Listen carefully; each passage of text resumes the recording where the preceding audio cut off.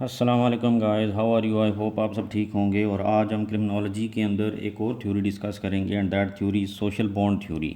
This theory has deep relation with social control theory. Previous lecture के अंदर हमने उसको डिस्कस किया था और जब भी पेपर में क्वेश्चन आएगा तो आपने सोशल कंट्रोल थ्योरी और सोशल बॉन्ड थ्योरी को इंटीग्रेट करके उसको आंसर करना है। तो let's start from introduction. Introduction क्या है कि ये थ्योरी जो है वो ट्रेविस हिरचीज़ ने प्रपोज़ की और ये एक्सटेंशन है सोशल कंट्रोल थ्योरी की। सोशल कंट्रोल थ्योरी जो है वो बेसिकली किस से रिलेटेड थी कि ह्यूमन जो है, थॉमस होब्स ने कहा था कि ह्यूमन जो है वो नेचुरली एग्रेसिव है और उसकी नेचर ऐसी है कि वो क्रिमिनलिटी की तरफ ज़्यादा प्रोन है। जबकि फिर वाल्टर रैकलेस ने उसके इस कंसेप्ट को एक्सटेंड करके सोशल कंट्रोल थ्योरी प्रेजेंट की थी और उसने कहा था कि अगर वो कुदरती तौर पर नेचुरली वो क्रिमिनल बिहेवियर करता है तो फिर वो हर बंदा क्राइम क्यों नहीं करता, तो वो कौन से फैक्टर्स हैं, वो कौन से कंट्रोल्स हैं जो कि बेसिकली ह्यूमन को रोकते हैं, प्रिवेंट करते हैं क्रिमिनलिटी या करने से या क्रिमिनल बिहेवियर से।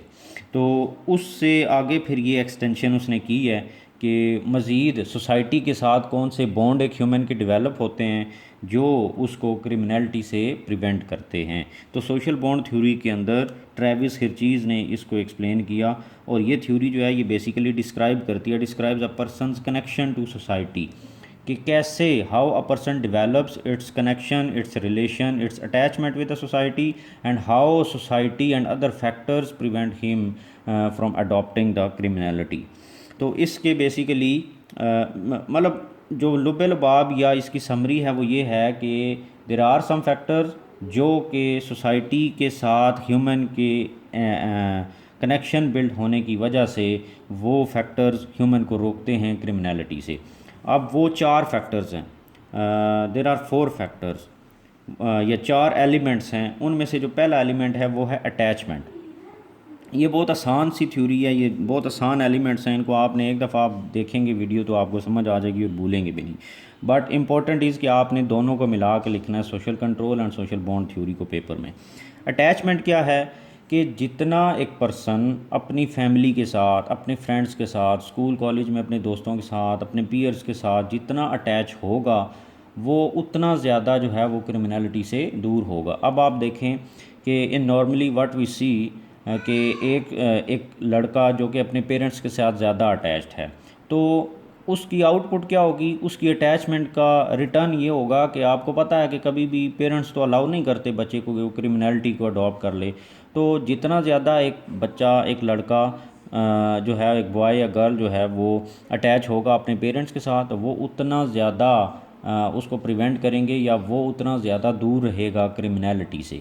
तो पहला जो बॉन्ड बना सोसाइटी के साथ एक पर्सन का वो अटैचमेंट की शक्ल में, तो वो उस अटैचमेंट ने ह्यूमन को प्रिवेंट कर दिया क्रिमिनलिटी से। नंबर टू इज़ कमिटमेंट, कि एक ह्यूमन बीइंग जितना ज़्यादा कमिटेड होगा अपने गोल्स के साथ, अपने वर्क के साथ, अपने बाकी मोटिव्स के साथ, तो वो उतना ज़्यादा जो है वो क्रिमिनलिटी से दूर रहेगा। अब कैसे? फॉर एग्ज़ाम्पल किसी बंदे ने कोई अपने गोल्स डिफ़ाइन किए हुए हैं, तो वो क्या करेगा, और वो गोल्स उसने लीगल वे में ज़ाहिर अचीव करने हैं। जब कमिटेड है तो फिर ज़ाहिर लीगल वे वो अडॉप्ट करेगा, इलिसिट और इलीगल वे वो कभी भी अडॉप्ट नहीं करेगा।